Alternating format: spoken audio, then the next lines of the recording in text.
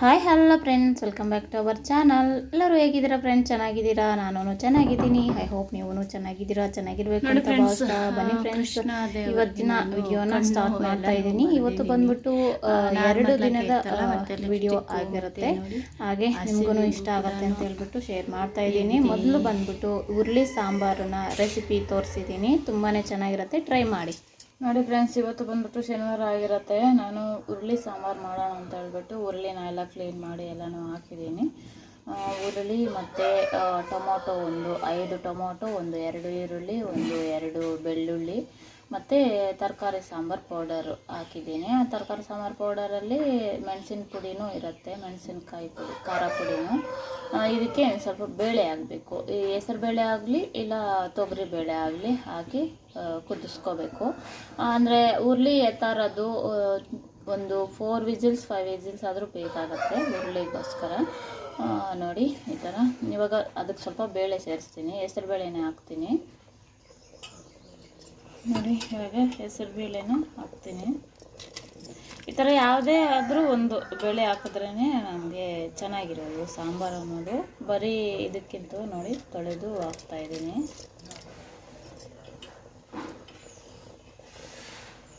ಇದಕ್ಕೆ ಮುದ್ದೆ ರೈಸು ಎಲ್ಲನೂ ಚೆನ್ನಾಗಿರುತ್ತೆ. ನೋಡಿ ಬೇಳೆ ಅನ್ನೋದು ಈ ತೊಗರಿ ಬೇಳೆ ಆಗಲಿ ಹೆಸರು ಬೇಳೆ ಆಗಲಿ ಒಂದು ಅರ್ಧ ಕಪ್ಪನ್ನಷ್ಟು ಹಾಕಿದ್ರೆ ಸಾಕಾಗುತ್ತೆ. ಇವಾಗ ಇದನ್ನು ಒಂದು 4 ವಿಸಿಲ್ಸ್ ಬರ್ಸ್ಕೊತೀನಿ. ನೋಡಿ ಇನ್ನೊಂದು ಕಡೆ ಮುದ್ದೆಗೆ ಅಂತ ಹೇಳಿ ಇಟ್ಟಿದ್ದೀನಿ. ನೋಡಿ ಫ್ರೆಂಡ್ಸ್, ಈ ಥರ ಬೇಯಿಸಿ ಇಟ್ಕೊಂಡಿದ್ದೀನಿ. ಇವಾಗ ಇದನ್ನು ಗ್ರೈಂಡರ್ಗೆ ಹಾಕ್ಕೋಬೇಕು. ಈ ನಡುವೆ ನಾನು ಏನು ಮಾಡ್ತೀನಿ ಅಂತಂದರೆ ನಂಚ್ಕೊಳ್ಳೋಕೆ ಆಗತ್ತೆ ಅಂತ ಹೇಳ್ಬಿಟ್ಟು ಇದರಲ್ಲಿ ಅರ್ಧ ಹುರುಳಿನ ತೆಗೆದು ಪಕ್ಕಕ್ಕೆ ಇಡ್ತೀನಿ. ಇನ್ನು ಅರ್ಧ ಹುರುಳಿನ ರುಬ್ಕೊತೀನಿ, ಗ್ರೈಂಡ್ರಿಗೆ ಹಾಕ್ಕೊತೀನಿ. ಬನ್ನಿ ನೋಡಿ ಇವಾಗ ನಾವು ರುಬ್ಕೊಳ್ಳೋವಲ್ಲ ಪಕ್ಕಕ್ಕೆ ಇಟ್ಕೊಳ್ಳೋಣ. ನೋಡಿ ಇವಾಗ ಇದನ್ನು ನಾವು ಅರ್ಧದಷ್ಟು ಎತ್ತಿ ಪಕ್ಕಕ್ಕೆ ಇಟ್ಕೊಳ್ಳೋಣ.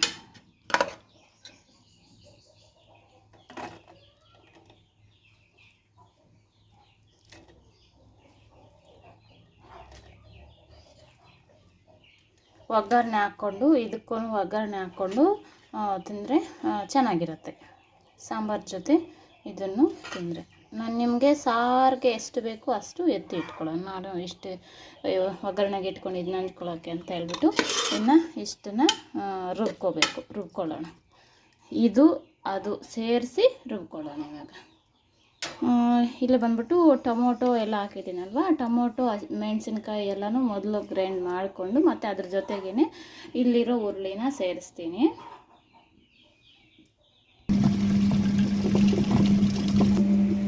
ನೋಡಿ ಹುಣಸೆ ಹಣ್ಣು ನೆನೆ ಹಾಕ್ಕೊಳ್ಳೋಣ, ಅದು ಗ್ರೈಂಡ್ ಆಗೋಷ್ಟರೊಳಗೆ.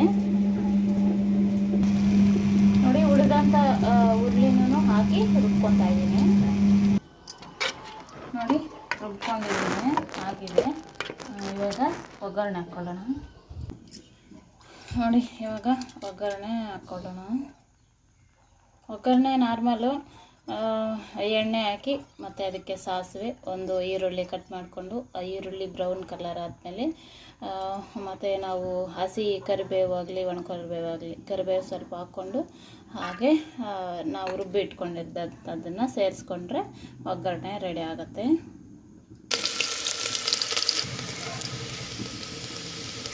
ನೋಡಿ ಇವಾಗ ನಾವು ಇದನ್ನು ರುಬ್ಬಿ ಇಟ್ಕೊಂಡಿರೋದನ್ನು ಸೇರಿಸ್ಕೋಬೇಕು. ಕರಿಬೇವನ್ನು ಹಾಕ್ಕೋಬೇಕು. ನೋಡಿ ಇವಾಗ ನಾವು ರುಬ್ಬಿ ಇಟ್ಕೊಂಡಿರೋದನ್ನು ಸೇರಿಸಿದ್ದೀನಿ. ನೋಡಿ ನಿಮಗೆ ಎಷ್ಟು ಗಟ್ಟಿ ಬೇಕು ಸಾಂಬಾರು ಏನು ನೋಡಿಕೊಂಡು ನೀವು ನೀರನ್ನ ಸೇರಿಸ್ಕೋಬೇಕು. ಇದು ಬಂದ್ಬಿಟ್ಟು ಹುಣಸೆಹಣ್ಣಿನ ರಸ, ಹುಣಸೆಹಣ್ಣು, ಬೆಳ್ಳುಳ್ಳಿ ಕಿವುಚಿ ಇಟ್ಕೊಂಡಿರೋಂಥದ್ದು.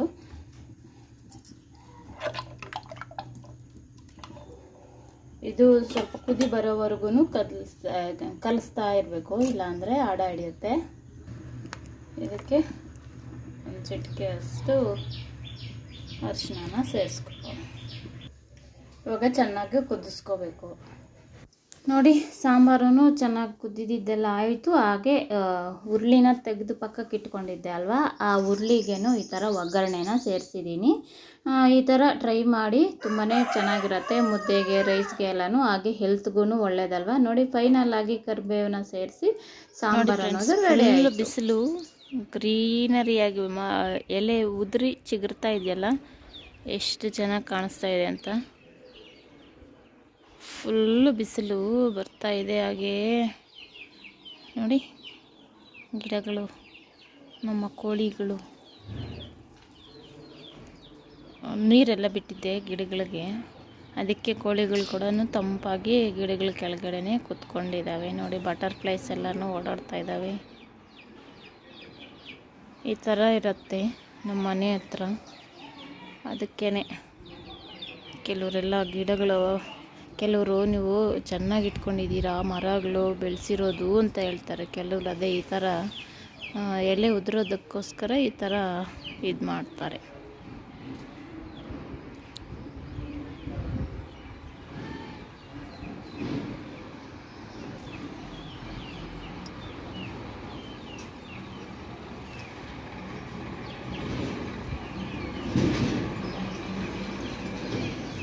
ನೋಡಿ ಇವಾಗ ತಾನೇ ನೇನು ಎತ್ತಿ ಇಟ್ಬಿಟ್ಟೆ, ಮತ್ತೆ ನಿಮಗೆ ತೋರಿಸೋಣ ಅಂತ ಹೇಳ್ಬಿಟ್ಟು ತೆಗಿತಾ ಇದ್ದೀನಿ. ನೋಡಿ 2 ಬ್ಲೌಸ್ನ ಕಟ್ ಮಾಡಿದೆ. ಇದು ಒಂದು ಬ್ಲೌಸು ಮತ್ತು ಇದು ಒಂದು ಬ್ಲೌಸು. ಈ ಬ್ಲೌಸನ್ನು ಸಿಂಪಲ್ಲಾಗಿ ಸ್ಟಿಚ್ ಮಾಡಿಬಿಡೋದು ಅಷ್ಟೇ, ಏನು ಡಿಸೈನ್ ಏನು ಇಲ್ಲ. ಇದು ಬ್ಯಾಕ್ ಬೋಟ್ ನೆಕ್ ಇಟ್ಟು ಬ್ಯಾಕ್ ಸೈಡು ಸ್ವಲ್ಪ ಡಿಸೈನ್ ಇರೋ ಥರನೇ. ಅದು ಯಾವ ಥರ ಏನು ಅಂತ ತೋರಿಸ್ತೀನಿ ಸ್ಟಿಚ್ ಮಾಡಿದಾಗ. ಈ ಥರ ಆಯಿತು. ಇನ್ನು ಬೆಳಿಗ್ಗೆಯಿಂದನೂ ಇನ್ನು ಅವರೆಲ್ಲನೂ ಬೆಳಿಗ್ಗೆನೇ 7:30 8ಗೆಲ್ಲ ಹೋದರು. 7:30ಗೆ ಇಬ್ಬರು ಮಕ್ಕಳು ಹೋದರು. ಇನ್ನು 8 o'clockಗೆ ನಮ್ಮ ಯಜಮಾನ್ರು ಹೋದರು. ಇನ್ನು ಇವತ್ತಿಗೆ ಲಾಸ್ಟ್ ಅಂತೆ ಎಕ್ಸಾಮ್ಸ್ ಎಲ್ಲ ನನ್ನ ಮಕ್ಕಳಿಗೆ ಇಬ್ಬರು. ಇನ್ನು ನಾಳೆಯಿಂದ ರಜಾ ಇರುತ್ತೆ. ಇವತ್ತು ಬಂದುಬಿಟ್ಟು 18 ಡೇಟ್ ಬಂದುಬಿಟ್ಟು ಆ ಥರ ಇದೆ. ಇನ್ನು ಬೆಳಗ್ಗೆಯಿಂದ ಬಟ್ಟೆ ಎಲ್ಲ ವಾಶ್ ಮಾಡಿದ್ದೆ, ಅದನ್ನೆಲ್ಲ ಇದು ಮಾಡಿಕೊಂಡು ಸ್ವಲ್ಪ ಹೇಳಬೇಕು ಅಂದರೆ ಸ್ವಲ್ಪ ರೆಸ್ಟ್ ಮಾಡಿಕೊಂಡೇ ಇದ್ಬಿಟ್ಟೆ. ಮತ್ತು ಇನ್ನು ಇದು ನಾಳೆ ಕೊಡಬೇಕು ಅವ್ರಿಗೆ, ಇದು ಅದಕ್ಕೋಸ್ಕರನೇ ಈಗ ಬಂದಿದ್ದೀನಿ ಕಟ್ ಮಾಡಿ ಇಟ್ಕೊಳ್ಳೋಣ ಅಂತ. ಇದು ಬಂದ್ಬಿಟ್ಟು ಅವರು ಅಮೌಂಟ್ ಕೊಟ್ಬಿಟ್ಟು ಹೊಟ್ಟೋದ್ರು ಮೊನ್ನೆ, ಅದಕ್ಕೋಸ್ಕರ ಇದೂ ಸ್ಟಿಚ್ ಮಾಡಿ ಇಟ್ಬಿಡೋಣ ಅಂತ ಹೇಳ್ಬಿಟ್ಟು ಇವೆರಡನ್ನೂ ಕಟ್ ಮಾಡಿದ್ದೀನಿ. ಆದರೆ ಇನ್ನು ಕಟ್ ಮಾಡೋದಾ ಇಲ್ವಾ ಏನು ಅಂತ ತೋರಿಸ್ತೀನಿ. ಮತ್ತು ನೈಟಲ್ಲಿ ತೋರಿಸಿದೆ ಅಲ್ವಾ ಈ ಥರ ಲೆಹೆಂಗಾದು ಬ್ಲೌಸ್ ಸ್ಟಿಚ್ ಮಾಡಿದ್ದು, ಅದು ಅವರು ಬೆಳಗ್ಗೆನೇ ಬಂದು ತಗೊಂಡು ಹೊಟ್ಟೋದ್ರು. ಬೆಳಗ್ಗೆನೇ ಬಂದು ತಗೊಂಡು ಹೊಟ್ಟೋದ್ರು. ಸರಿ ಅಂದರೆ ಇಲ್ಲೇ ಹಾಕ್ಕೊಂಡು ನೋಡಿ ತಗೊಂಡು ಹೋದರು. ಅದೆಲ್ಲ ಆಯಿತು. ಇನ್ನು ಅರ್ಜೆಂಟಾಗಿ ಅವ್ರಿಗೂ ಫಂಕ್ಷನ್ 9 o'clockಗಿಂದ ಸ್ಟಾರ್ಟ್ ಅಂತೆ, ಅದಕ್ಕೋಸ್ಕರ ಅದಕ್ಕೆ ಮತ್ತೆ ಅದು ಯಾವ ಥರ ಏನು ಅಂತ ತೋರಿಸ್ದೆ ಅಲ್ವಾ. ಆಲ್ಮೋಸ್ಟ್ ಯಾವ ಸ್ಟಿಚಿಂಗ್ವರೆಗೂ ತೋರಿಸ್ದೆ. ನಾರ್ಮಲ್ ಪಾಟ್ ನೆಕ್ ಇಟ್ಟು ಪ್ಲೈನ್ ಬ್ಲೌಸ್ ಥರನೇ ಹಿಂದ್ಗಡೆ ಲೇಸ್ ಹಾಕಿ ಸ್ಟಿಚ್ ಮಾಡಿದ್ದು, ಆ ಥರ ಆಯಿತು. ಇನ್ನು ಒಬ್ಬರು ಬಂದು ಹೋಗ್ತಾ ಇದ್ದಾರೆ. ಅದನ್ನು ಏನಾದರೂ ನೋಡೋದಾ ಏನು ಅಂತ ಹೇಳಿ ನೋಡ್ತಾ ಇದ್ದೀನಿ. ಇದು ಕಟ್ ಮಾಡೋದಾ ಇಲ್ಲ ಹೋಗಿ ಈ ಬ್ಲೌಸ್ನ ಸ್ಟಿಚ್ ಮಾಡೋದಾ ಅಂತ ಹೇಳಿ ನೋಡ್ತಾ ಇದ್ದೀನಿ. ಇನ್ನೂ ಟೈಮ್ ಇದೆ, ಇವಾಗ 4:30 ಆ ಥರ ಆಗ್ತಾಯಿದೆ, ಟೈಮ್ ಇದೆ. ಹೋಗಿ ಸ್ಟಿಚ್ ಮಾಡೋದಾ ಅಂತ ಅಂದ್ಕೊಂಡಿದ್ದೀನಿ. ಈ ಒಂದು ಬ್ಲೌಸು ಇದು ಬೇಕಾದರೆ ನೈಟಲ್ಲಿ ಕಟ್ ಮಾಡ್ಕೊಳ್ಳೋಣ, ನೈಟಲ್ಲಿ ಕಟ್ ಮಾಡೋಣ. ಇದು ಹೋಗಿ ಸ್ಟಿಚ್ ಮಾಡಿಬಿಡೋಣ. ಮತ್ತು ಇನ್ನು ನಾಳೆ ಬಂದರೆ ಅವರು ಇವತ್ತೇ ಫಸ್ಟ್ ಕೊಟ್ಟಿರೋದು. ನಾನು ಐಬ್ರೋಗೆ ಬಂದು ಯಾರ ಜೊತೆನೋ ಬಂದು ನೋಡಿಕೊಂಡು ಹೋದರು. ಸರಿ ಅಂತೇಳ್ಬಿಟ್ಟು ಹಾಗಾದರೆ ಇಲ್ಲೇ ಕೊಡಬೇಕು ಅದು ಇದು ಅಂದ್ಕೊಂಡು ಹೋದರು. ಸರಿ ಬನ್ನಿ ಅಂತ ಹೇಳಿದೆ, ಅದಕ್ಕೆ ಬಂದು ಕೊಟ್ಟಿದ್ದಾರೆ.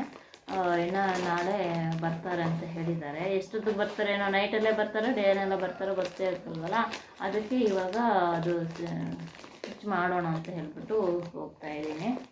ಬನ್ನಿ ಸ್ಟಿಚ್ ಮಾಡಿಬಿಡೋಣ ಮತ್ತೆ ಅಂದರೆ ಆಗಿಂದಾಗಿ ಎತ್ಕೊಂಡು ಯಾಕೆ, ಎಷ್ಟಾದರೆ ಅಷ್ಟು ಸ್ಟಿಚ್ ಮಾಡೋಣ ಬನ್ನಿ. ನಾನು ಬಟ್ಟೆ ವಾಶ್ ಮಾಡಿದ್ದು ಎಲ್ಲ ಇದ್ದಾವೆ, ಆಚೆನೇ ಹಾಗೆ ಇಟ್ಟಿದ್ದೆ, ಹಾಗೆ ಮಡಚಿ ಒಳಗಡೆ ಎತ್ಕೊಂಡು ಹೊಟ್ಟೋಗೋಣ ಅಂತ ಹೇಳ್ಬಿಟ್ಟು ಮತ್ತು ಇಲ್ಲಿ ಬಂದುಬಿಟ್ಟು ಇದನ್ನು ಬಟ್ಟೆ ಕಟ್ ಮಾಡೋಕ್ಕೆ ಅಂತ ಹೇಳ್ಬಿಟ್ಟು ಹಾಗೆ ವಿಡಿಯೋಗೆ ಎಡಿಟ್ ಮಾಡಿಕೊಂಡು ಅಪ್ಲೋಡಿಗಿಟ್ಟು ಆ ಥರ ಎಲ್ಲನೂ ಮಾಡಿಕೊಂಡು ಇದ್ದೆ. ಬನ್ನಿ ಇವಾಗ ಇದನ್ನು ಸ್ಟಿಚ್ ಮಾಡೋಣ. ನೋಡಿ ಫ್ರೆಂಡ್ಸ್, ನನ್ನ ಮಗ ಇದ್ಕೊಂಡು ಏನೇನೋ ಹಾಕಿ ಅದಕ್ಕೆ ಮೋಮೋಸ್ ಅಂತ ಹೇಳಿಬಿಟ್ಟು ಮಾಡಿದ್ದಾನೆ. ಇದರಲ್ಲಿ ವಿಡಿಯೋಗಳಲ್ಲಿ ನೋಡಿಕೊಂಡು ಇನ್ನೇನು ಆಯಿಲ್ ಏನು ಯೂಸ್ ಮಾಡ್ದಿರ ಹಾಗೆ ಮಾಡಿರೋಂಥದ್ದು ನೋಡಿ ಮೋಮೋಸ್ ಅಂತೆ ಎಗ್ ಹಾಕಿ ಮಾಡಿದ್ದಾನೆ. ಅದನ್ನು ಒಂದು ಕ್ಲಿಪ್ಪಿಂಗ್ನ ತಗೊಂಡೆ. ನೋಡಿ ಈ ಥರ ಏನಾದರೂ ಒಂದು ಟ್ರೈ ಮಾಡ್ತಾ ಇರ್ತಾನೆ, ಆದರೆ ಅಷ್ಟೇ ಈ ವೇಸ್ಟೂ ಮಾಡ್ತಾನೆ, ಗಲೀಜು ಮಾಡ್ತಾನೆ. ಪಾತ್ರೆ ಎಲ್ಲ ವಾಶ್ ಮಾಡೋದೆಲ್ಲ ಎಲ್ಲಿಂದೆಲ್ಲ ಬಿಟ್ಬಿಟ್ಟು ಇದು ಮಾಡ್ತಾನೆ. ಅದು ಇದು ಅಡುಗೆಯನ್ನು ಮಾಡೋಕ್ಕೆ ಹೋಗ್ತೀನಿ ಅಂತ ಹೇಳ್ತಾನೆ, ಆದರೆ ಈ ಥರ ಎಲ್ಲ ಮಾಡ್ತಾನಲ್ವ, ಅದಕ್ಕೆ ಬೇಡನ ಅಂತ ಹೇಳಿ ಅನ್ನೋದು. ನೋಡಿ ಒಳಗಡೆ ಸ್ಟಫಿಂಗ್ ಎಲ್ಲ ಆ ಥರ ಎಗ್ಗು ತರಕಾರಿ ಎಲ್ಲ ಹಾಕಿ ಮಾಡಿದ್ದಾನೆ. ನೋಡ್ದಲ್ಲ ಫ್ರೆಂಡ್ಸ್, ಇದಾಗಿರುತ್ತೆ ಇವತ್ತಿನ ಸಣ್ಣ ವಿಡಿಯೋ. ಐ ಹೋಪ್ ನಿಮಗೆ ನನ್ನ ವಿಡಿಯೋಸ್ ಎಲ್ಲ ಇಷ್ಟ ಆಗ್ತವೆ ಅಂತೇಳಿ ಅಂದ್ಕೊಂಡಿದ್ದೀನಿ. ಇಷ್ಟ ಆದರೆ ಗೊತ್ತಲ್ಲ, ಲೈಕ್ ಮಾಡಿ, ಶೇರ್ ಮಾಡಿ, ಕಾಮೆಂಟ್ ಮಾಡಿ ಹೇಗಿದೆ ಏನು ಅಂತ. ನಾಳೆ ಮತ್ತೊಂದು ಒಳ್ಳೆಯ ವಿಡಿಯೋದೊಂದಿಗೆ ಮತ್ತೆ ಭೇಟಿ ಆಗೋಣ. ಅಲ್ಲಿವರೆಗೂ ಈ ಫಸ್ಟ್ ವಿಡಿಯೋನೇ ಫಸ್ಟ್ ವಿಡಿಯೋನೇ ನೋಡ್ತಾ ಇದ್ದರೆ ಈ ಹಿಂದಿನ ವಿಡಿಯೋಗಳೂ ನೋಡಿ. ಐ ಹೋಪ್ ನಿಮಗೆ ತುಂಬಾ ಇಷ್ಟ ಆಗ್ತವೆ ಅಂತೇಳಿ ಅಂದ್ಕೊಂಡಿದ್ದೀನಿ. ನನ್ನ ವಿಡಿಯೋಸಲ್ಲಿ ಬ್ಲೌಸ್ ಡಿಸೈನ್ಸು, ಕುಚ್ಚು ಡಿಸೈನ್ಸು, ಲೈಫ್ ಸ್ಟೈಲ್ ವ್ಲಾಗ್ಸು ಈ ಥರ ಎಲ್ಲ ಮಿಕ್ಸಡ್ ಕಂಟೆಂಟ್ ಆಗಿರೋಂಥ ವಿಡಿಯೋ ಆಗಿರುತ್ತೆ. ಹೋಗಿ ನೋಡ್ಕೊಂಬನ್ನಿ. ಬಾಯ್.